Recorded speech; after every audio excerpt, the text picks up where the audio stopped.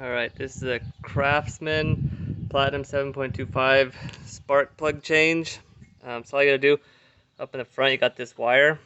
All you're gonna do is you're gonna take and pull on it. It might take a little bit of wiggling and it'll pop right off. And then you're gonna get your spark plug socket, or a deep one, and lefty-loosey